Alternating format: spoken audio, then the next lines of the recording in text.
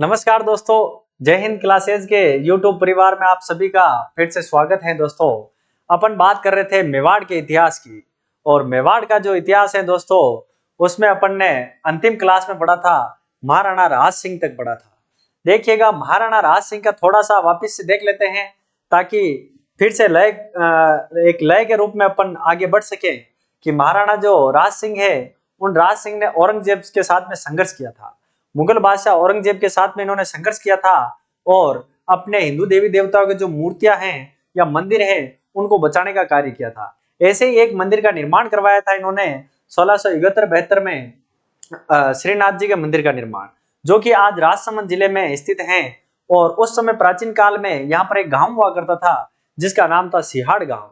और सिहाड़ गांव में जब वृंदावन से दोनों ही पुजारी गोविंदम और दामोदर दास जब ये मूर्ति लेकर आते हैं तो उस मूर्ति की कोई भी शरण देने के लिए तैयार नहीं होता है। लेकिन राज सिंह जी ने यहाँ पर क्या किया था, इनके लिए व्यवस्था की थी और व्यवस्था करने के बाद में एक मंदिर का भव्य मंदिर का निर्माण करवाया था।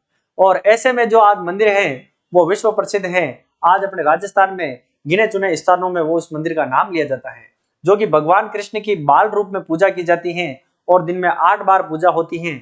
ऐसी बातों की चर्चा अपन ने जो पिछली अंतिम क्लास हुई थी उसमें अपन ने कर चुके थे दोस्तों। इसके बाद में जो राज सिंह जी जो हैं, राज सिंह जी की 1680 में क्या हो जाती है, मृत्यु हो जाती है। उस मृत्यु के बाद में इनके जो पुत्र होते हैं उन पुत्र का क्या कर दिया जाता है, राज्याभिषेक कर दिया जाता है और तत्कालीन उनका राज्याभिषेक किया जाता है। तो ऐसी स्थिति में इनके पुत्र जो हैं उस समय कहां पर विराजमान थे, कुरुज गांव में थे। और कुरुज गांव में ही इनका क्या कर दिया जाता है, राज्याभिषेक कर दिया जाता है। तो उसी दिन से 1680 से जो मेवाड़ के महाराणा कहलाए थे वो मेवाड़ के महाराणा अगले आते हैं, महाराणा जय सिंह आते हैं। और देखिएगा कि जय सिंह में अपन क्या क्या बातें थी और क्या क्या इनके साथ में हुआ था उसकी चर्चा करते हैं आज की क्लास में। तो अपने जो मेवाड़ के महाराणा आते हैं, महाराणा जय सिंह। देखिएगा, महाराणा जय सिंह है, इनका कार्यकाल है 1680 से 1698 तक। 1680 से 1698 तक इनका कार्यकाल रहता है और इनका कार्यकाल संतोषप्रद भी माना जाता है। और ऐसा भी कहा जाता है कि मेवाड़ के जो अंतिम महाराणा हुए थे उन महाराणाओं में राज सिंह का नाम थोड़ा अव्वल दर्जे पर लिया जाता है, क्योंकि जो राज सिंह तक के जो शासक कर पाए थे उसके बाद में किसी दूसरे शासकों ने ऐसा कार्य नहीं किया था। काम तो सभी ने किया था और शासन भी किया था, लेकिन कुछ हस्तक्षेप मुगलों के ज्यादा बढ़ गए थे। इस वजह से क्या हुआ था, फिर बाद में वो उनके हाथ बांध दिए गए थे। ऐसी स्थिति में देखते हैं तो जय सिंह जी के साथ में भी ऐसा ही हुआ था, क्योंकि जो मुगल मेवाड़ जो संधि है वो सेकंड संधि भी इन्हीं के समय में होती है। और जो प्रथम संधि होती है वो प्रथम संधि दोस्तों अपने अमर सिंह जी के समय में होती है। तो बात करते हैं कि महाराणा जय सिंह है, उनके पिता का नाम क्या था। अगर ऐसा पूछ ले तो पिता हैं राज सिंह। राज सिंह इनके क्या हैं, पिता हैं। अगर माता की बात की जाए तो इनकी माता का नाम था सदा कंवरी। सदा कंवरी। दोस्तों बात करते हैं कि इनका राज्याभिषेक कहां पर हुआ था। राज्य अभिषेक, इनका राज्याभिषेक हुआ था वो कुरुज गांव में हुआ था। कहां पर हुआ था, कुरुज गांव। कुरुज गांव, क्योंकि ये उस समय कहां पर विद्यमान थे, कुरुज में थे। और उसी समय इनका क्या कर दिया गया था, राज्याभिषेक कर दिया गया था। बात करते हैं अगली कि इनके साथ इन्होंने किसके समकालीन थे। तो औरंगजेब के समय, औरंगजेब के क्या थे, ये समकालीन थे। औरंगजेब, औरंगजेब के समकालीन थे, समकालीन थे। दोस्तों इनको कुछ अलग अलग उपाधियों के नाम से भी पुकारा जाता है, या कुछ ऐसी किंवदंतियां हैं जो इनके लिए प्रयुक्त की जाती हैं। ऐसी किंवदंतियां हैं कि ये दानी शासक थे, ये एक धर्मनिष्ठ शासक थे, ये जो उदारवादी थे, उदार शासक कहा जाता है। उनमें नाम किसका आता है, जय सिंह जी का आता है। तो सर्वप्रथम है दानी। दानी शब्द इनके लिए प्रयुक्त किया गया है। एक है धर्मनिष्ठ, धर्मनिष्ठ इनके लिए प्रयुक्त किया गया है। एक शब्द आता है उदार शासक, उदार शासक, उदार शासक भी इनके लिए प्रयुक्त किया जाता है। देखिएगा इन्हीं के समय में क्या होती है, मुगल मेवाड़ संधि होती है। मुगल मेवाड़ संधि, और मुगल मेवाड़ जो संधि होती है दोस्तों, वो संधि सेकंड संधि होती है, क्योंकि प्रथम तो कहां पर हुई थी, अमर सिंह के काल में हुई थी। तो अगली नेक्स्ट बात आती है अपनी मुगल मेवाड़ संधि। मुगल मेवाड़ संधि में ऐसा क्या हुआ था कि इनको रुकना पड़ा था। देखिएगा, ये संघर्ष तो कर ही रहे थे औरंगजेब के साथ में संघर्ष, लेकिन हालांकि इतना संघर्ष नहीं कर पा रहे थे। क्यों? क्योंकि जो पिछली संधि हुई थी उस संधि में इनके हाथ बांध दिए गए थे, क्योंकि जो मेवाड़ के जो राजकुमार हैं उनको कहां पर उपस्थित होना पड़ा था, मुगलों के दरबार में उपस्थित होना पड़ा था। ऐसी स्थिति में देखिएगा, कुछ चाल चलन मुगलों वाले, मुगल के जो सैनिक थे उनके साथ में रहना पड़ता था, वो कहते थे वो भी करना पड़ता था। क्यों? क्योंकि मेवाड़ को बचाना था। वहां पर ऐसी स्थिति बन गई थी इनके सामने कि मेवाड़ के जो लोग हैं उनके ऊपर आक्रमण नहीं होने देना था। क्यों? क्योंकि मेवाड़ इतने आक्रमणों को झेल चुका था, बार बार देखिएगा, जो पिछले युद्धों को उठा के देखते हैं अपन, तो अकबर के द्वारा कत्लेआम का आदेश जारी करवा दिया जाता है 1668 में, जब 1568 में, जब 1568 में अकबर के द्वारा कत्लेआम का आदेश जारी करवा दिया जाता है भगवंत दास के कहने पर। तो फिर बाद में अकबर को दुख तो होता है, लेकिन उस समय तो आम जनता मारी गई थी। तो ऐसी स्थिति में बार बार जो मेवाड़ के ऊपर आक्रमण हुए थे, उन्हीं की वजह से क्या हो रहा था, इनको संधि करनी पड़ी थी। और इस संधि की जो शर्त है, वो शर्तें क्या क्या थी उनको देखते हैं। मुगल मेवाड़ संधि, मेवाड़ संधि, ये मुगल मेवाड़ जो संधि है वो हुई कब थी? ये हुई थी 24 जून 1681 को। 24 जून 1681 को यह संधि हुई थी। और इस संधि की जो प्रथम शर्त थी वो थी जजिया कर। जजिया कर, देखिएगा, जजिया कर लगाया था। तो जजिया कर में इन्होंने क्या दिया था, पुर, मांडल, बदनौर, ये ठिकाने थे। इन ठिकानों को क्या कर दिया था, औरंगजेब को दे दिए गए थे कि यहां पर आप जजिया कर वसूल सकते हैं, और जजिया कर ये यहां से वसूलते थे। इसका मतलब जजिया कर का पालन करना पड़ा था, मजबूरी थी एक प्रकार से। तो जजिया कर में पुर, मांडल और एक स्थान है बदनौर, बदनौर औरंगजेब को दिए गए थे, औरंगजेब को दिए गए। बदनौर भिलवाड़ा में है, मांडल भिलवाड़ा में है। ये जो कुछ बड़े कस्बे थे, उन कस्बों को क्या करना पड़ा था, मुगलों को दिया गया था। दूसरी जो संधि की शर्त थी वो थी कि सेना हटा ली जाएगी, सेना हटा ली गई। मतलब मेवाड़ में जो चारों तरफ अंग्रेजों की, मुगलों की जो सेना थी, उस सेना को क्या कर दिया गया था, हटा लिया गया था, सेना हटा ली गई थी। और तीसरी जो शर्त थी संधि की, वो तीसरी शर्त की ओर देखते हैं।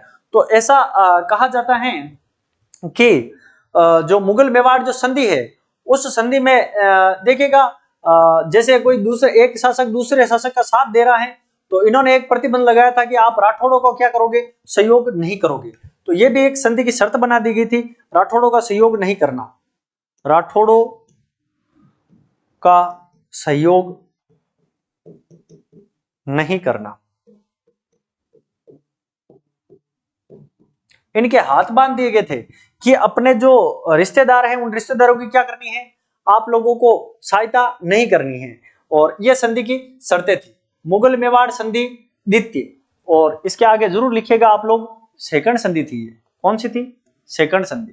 केवल संधि लिख रखा है मैंने, आप लोग नोट करो तो उसमें ध्यान रखिएगा, मेवाड़ या मुगल मेवाड़ संधि है वो द्वितीय है।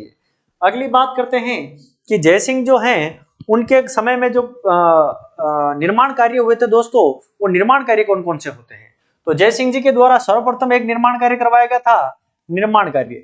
और निर्माण कार्य में करवाया गया था जयसमंद झील का निर्माण कार्य। और पहला ही निर्माण कार्य क्या है?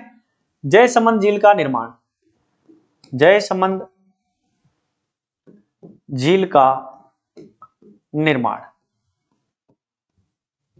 देखिएगा, जयसमंद झील का निर्माण करवाया गया था। ये जयसमंद झील है कहां पर? ये उदयपुर में है। कहां पर है?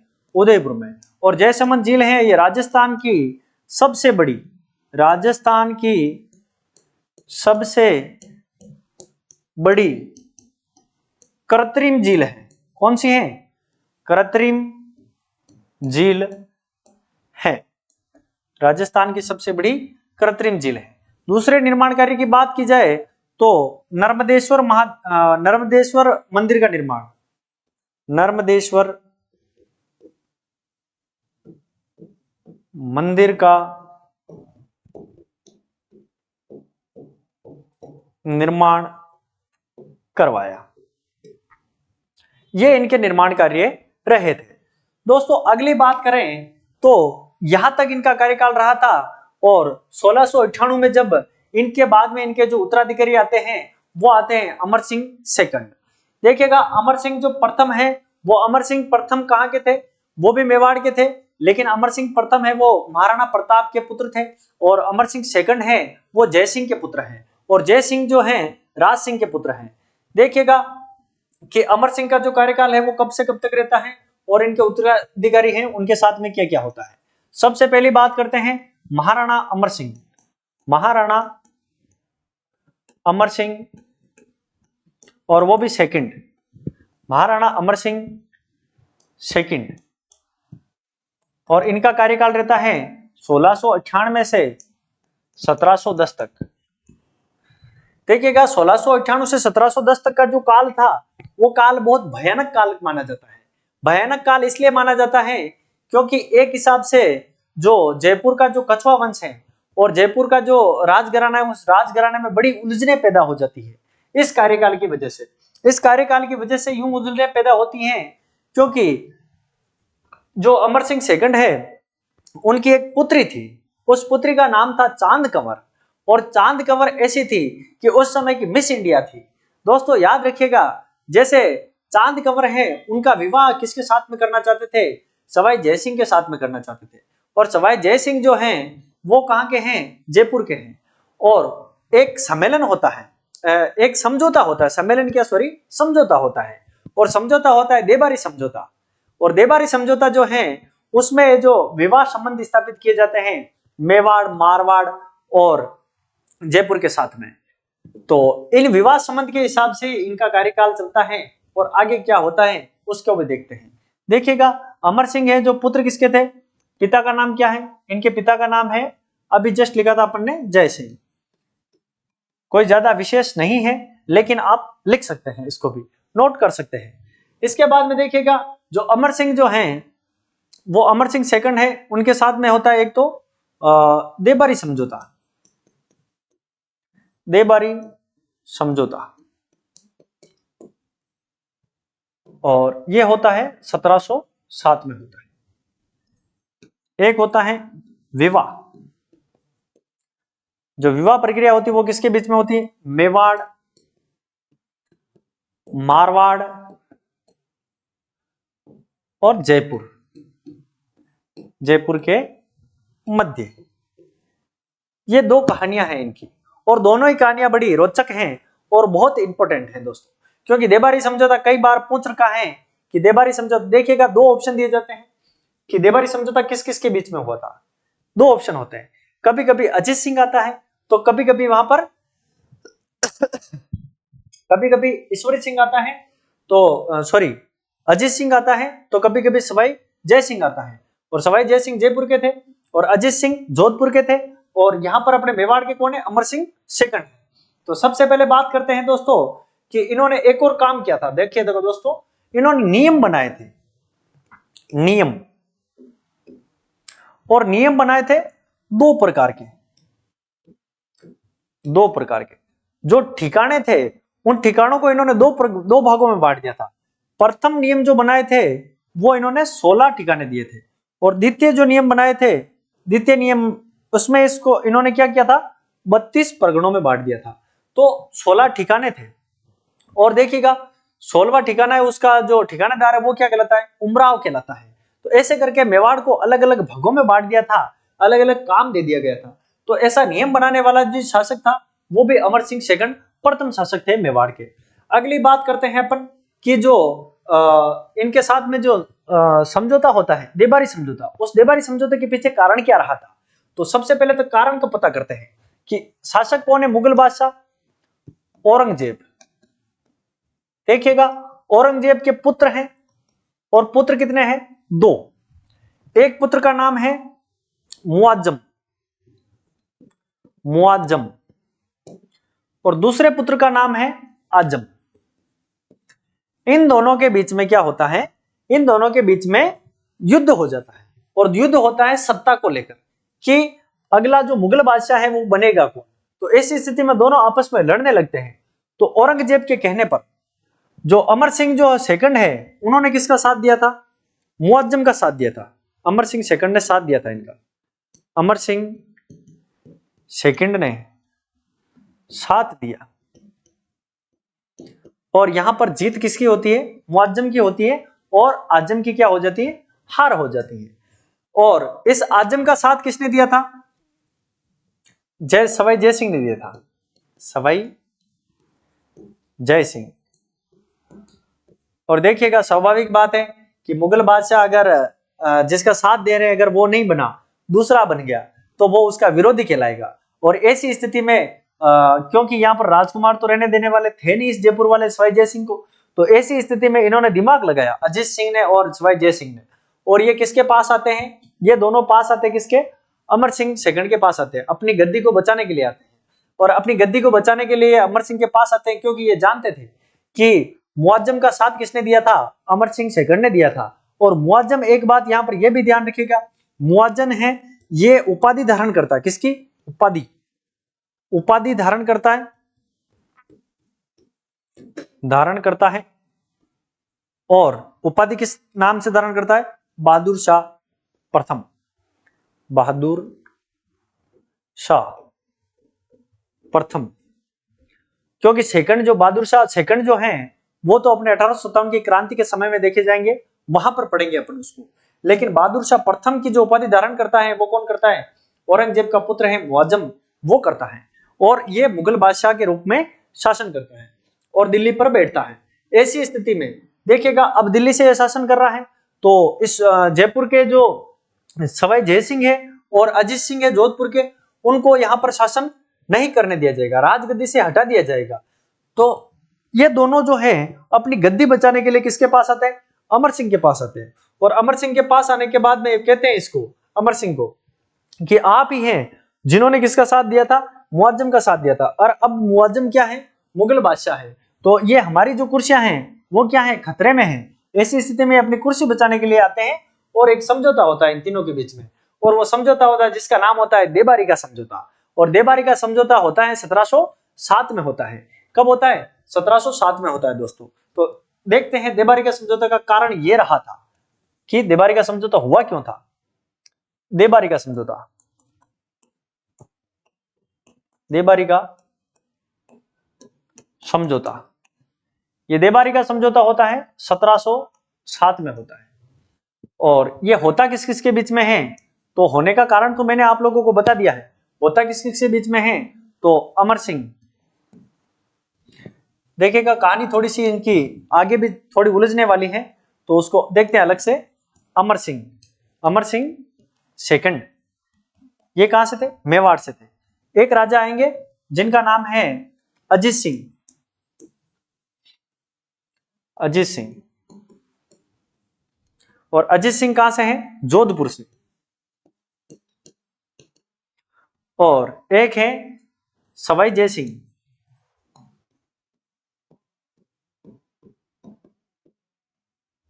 ये कहां से हैं, जयपुर से, या ढूंढाड़ क्षेत्र भी कह सकते हैं। देखिएगा अमर सिंह जो हैं उनके पास में आते हैं ये दोनों जने। और अमर सिंह जी की एक पुत्री थी, जिस पुत्री का नाम है चांद कंवर, चांद कंवर। और अजीत सिंह की जो पुत्री है उसकी पुत्री का नाम है सूरज कंवर, सूरज कंवर। और इन्होंने, इन सभी के बीच में क्या हो रहा है, समझौता हो रहा है। और अमर सिंह ने एक शर्त रखी थी कि हाँ, आपको यहाँ का शासक तो बनाए रखा जाएगा, लेकिन आपको क्या करना पड़ेगा, मेरी जो चांद है उस चांद के साथ में आपको क्या करना पड़ेगा, विवाह रचाना पड़ेगा। और ऐसी स्थिति में शर्त रखी थी कि चांद कंवर का जो पुत्र होगा वही क्या होगा, जयपुर का शासक बनेगा। यह शर्त किसने रखी थी, अमर सिंह ने रखी थी। और किसके साथ रखी थी, सवाई जय सिंह के साथ में रखी थी। क्या रखी थी, चांद कंवर का पुत्र चांद कंवर का पहले तो क्या करवाएंगे, विवाह करवाएंगे, तभी तो पुत्र होगा, विवाह। और फिर इसका पुत्र उत्तराधिकारी होगा, उत्तराधिकारी। लेकिन ऐसा नहीं होता है, क्योंकि जो इसका पुत्र होता है उसका नाम होता है माधो सिंह। माधो सिंह बहुत बड़े अच्छे राज शासक रहे थे माधो सिंह, लेकिन माधो सिंह राजा नहीं बन पाए थे। क्यों? क्योंकि इनको टाइम ही नहीं था, इनके दासियां ही इतनी थी। देखिएगा, मैं जो जयपुर है, उस जयपुर में माधो सिंह के द्वारा जो अपनी पासवान रानियां थी, उन पासवान रानियों के लिए 9 एक जैसे महल बना रखे। 9 एक जैसे महल कहां पर बने हैं? अपने नाहरगढ़ में। कहां पर बना रखे? नाहरगढ़ में। और वो बनाए क्यों गए थे? नाहरगढ़ में जो ये 9 एक जैसे महल बनाए थे माधो सिंह ने, वो इसलिए बनाए गए थे मराठों के आक्रमण से बचने के लिए। अब मराठों के आक्रमण होंगे तो आगे चलकर एक सम्मेलन भी होगा, और सम्मेलन ये था हुरडा का सम्मेलन। हुरडा स्थान कहां पर है? हुरडा स्थान भीलवाड़ा में है। और हुरडा का सम्मेलन हुआ था, उस सम्मेलन में सभी लोग आते हैं, और उस सम्मेलन का मकसद क्या है वो आगे अपन संग्राम सिंह जब पढ़ेंगे तो संग्राम सिंह में देखते हैं। दोस्तों, बात कर रहे थे अपन कि माधो सिंह इनका पुत्र होता है वापिस सवाई जय सिंह और चांद कंवर, इन दोनों से एक पुत्र उत्पन्न होता है माधो सिंह, लेकिन यह शासक नहीं बनता है।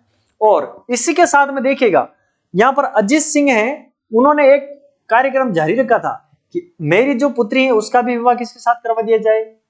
सवाई जय सिंह के। लेकिन इन्होंने कोई शर्त नहीं रखी थी, और इन्होंने शर्त ये नहीं रखी थी कि इसका पुत्र होगा वो यहाँ का शासक बनेगा, ऐसी शर्त इन्होंने नहीं रखी थी। लेकिन इनका जो पुत्र है वो आगे चलकर क्या हो जाता है? यहाँ का शासक हो जाता है। विवाह करते हैं, और इनका जो पुत्र होता है उस पुत्र का नाम क्या होता है?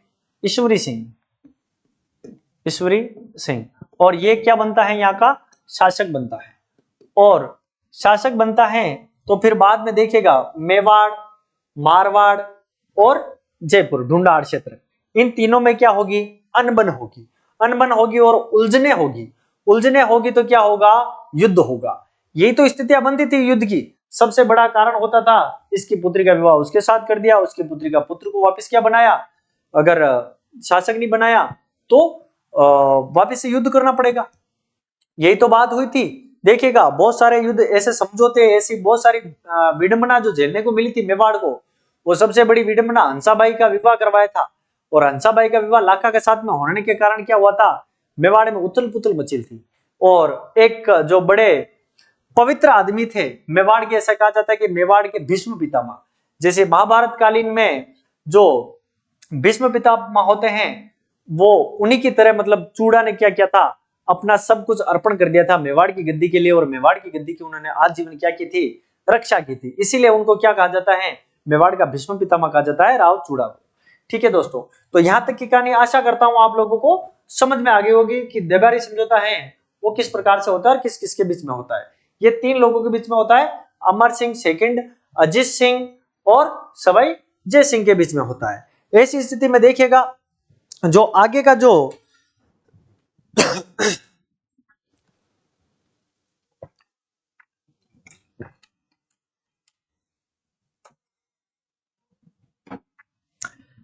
देखिएगा, जो आगे इसके बाद में जो शासक बनते हैं वो शासक किस प्रकार से बनते हैं। देखिएगा, 1710 के समय तक का जो शासन किया था वो किसने किया था? अमर सिंह ने किया था। और अमर सिंह का कार्यकाल यहां पर समाप्त नहीं होता है। क्यों? क्योंकि अमर सिंह ने बहुत सारे निर्माण कार्य भी करवाए थे। अमर सिंह, देखिएगा, अमर सिंह जी के समय में यहाँ पर अमरशाही पगड़ियों का चलन चला था। ऐसा एग्जाम में कई बार पूछ रखा है कि अमरशाही क्या है, अमरशाही क्या है। और 4 ऑप्शन आते हैं, ओढ़नी का प्रकार है, कला है, या पगड़ी का प्रकार है। तो आप लोगों को क्या है यहाँ पर यह भी ध्यान रखना है कि अमरशाही है वो क्या है? पगड़ी है। और अमरशाही जो पगड़ियां हैं वो चली थी मेवाड़ में, और मेवाड़ में जो चली थी पगड़ियां वो अमर सिंह जी के समय में चली थी। अमर सिंह जी ने और क्या क्या काम करवाए थे वो भी देख लेते हैं अपन इसी के साथ में, कि अमर सिंह जी ने, देखिएगा, दुर्गादास राठौड़ जो थे उनको भी इन्होंने क्या की थी? जागीरी प्रदान की थी। और प्रतापगढ़, एक काम इन्होंने ये किया था, प्रतापगढ़ और वागड़ जो क्षेत्र हैं उसको फिर से किसमें मिला दिया गया था? मेवाड़ में मिला के दिया गया था। किसमें? मेवाड़ में। तो ये भी ध्यान रखिएगा। अमरशाही, अमरशाही पगड़ी का प्रचलन इन्हीं के समय होता है। दूसरा काम है प्रतापगढ़ व वागड़ क्षेत्र को, वागड़ क्षेत्र को मेवाड़ में मिलाया गया, मिलाया गया था। और दूसरा काम क्या था? दुर्गादास,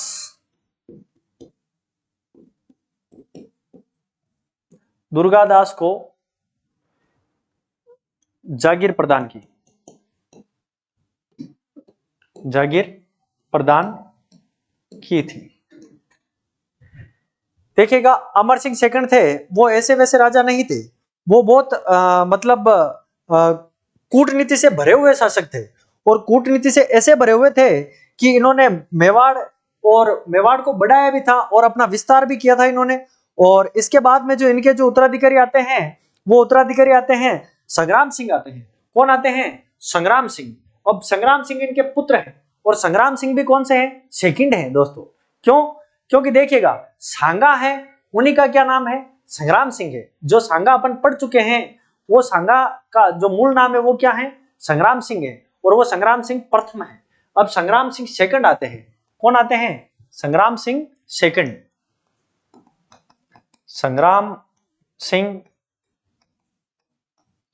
सेकंड।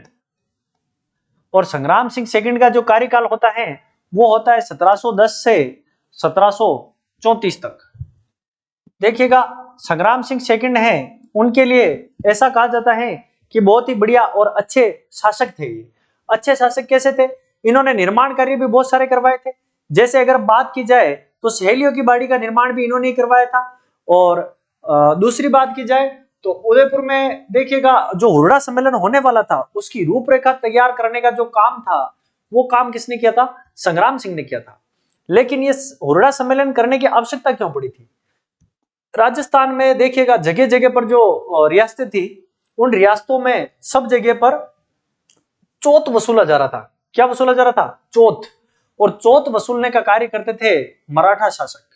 और मराठा शासक जो हैं उस समय थे भालेराव होलकर थे, इस नाम से थे। होलकर होलकर करके जो शासक आए थे मराठा में, वो उस समय छापामार नीति अपना रहे थे और यहां से चौथ वसूल कर रहे थे। लेकिन अगर ऐसा क्वेश्चन पूछा जाए आपसे कि राजस्थान में सर्वप्रथम मराठाओं का आगमन कहां से होता है, तो मराठाओं का आगमन जो होता है वो बूंदी जिले से होता है। कहां से होता है? बूंदी जिले से। क्योंकि बूंदी जिलों में जो एक रानी थी, वो रानी थी, उसने क्या किया था? होलकर को राखी भेजी थी और उसको बुलाया था। और तब से वो क्या करने लगे थे? चौथ वसूल करने लगे थे। और ऐसी स्थिति में देखिएगा जो अपने जो शासक आते हैं संग्राम सिंह, संग्राम सिंह ने क्या किया था? एक तो सहेलियों की बाड़ी का निर्माण करवाया था, सहेलियों की बाड़ी का निर्माण करवाया था। दोस्तों सहेलियों की बाड़ी से याद आया, एक क्वेश्चन है, सहेलियों का बाजार कहां पर है? दोस्तों आप लोग अगर हिस्ट्री में थोड़ा इंटरेस्ट रखते हैं तो आप कमेंट करके जरूर बताइएगा कि सहेलियों का बाजार किस जिले में स्थित है। देखिएगा सहेलियों की जो बाड़ी है वो तो उदयपुर में है। कहां पर है? उदयपुर में। लेकिन जो सहेलियों का बाजार है वो आप लोगों को कमेंट करके बताना है। कमेंट करके क्या बताना है? सहेलियों का बाजार। देखते हैं कि कितने लोग इस क्लास में कमेंट करके बताते हैं कि सहेलियों का बाजार कहां पर है। बाजार, ये प्रश्नवाचक है। अगली जो क्लास होगी नेक्स्ट, उस क्लास में आप लोगों का बिल्कुल इंतजार किया जाएगा कि कितने लोगों ने मतलब इस पे कमेंट करके बताया है कि सहेलियों का बाजार कहां पर है। बहुत सारे मेरे ऐसे दोस्त हैं जो इसमें बिल्कुल इंटरेस्ट रखते हैं और इंटरेस्ट इतना रखते हैं कि वो कमेंट करके जरूर बताएंगे। आशा करता हूं मैं आपसे। और देखते हैं कि संग्राम सिंह जो है वो आगे की बात करते हैं। संग्राम सिंह है, उन्होंने 4 मुगल बादशाह का काल देखा था। 4 मुगल बादशाह, मुगल बादशाह का कार्यकाल देखा था। हाँ। दूसरा आता है कि इन्होंने हुरडा सम्मेलन की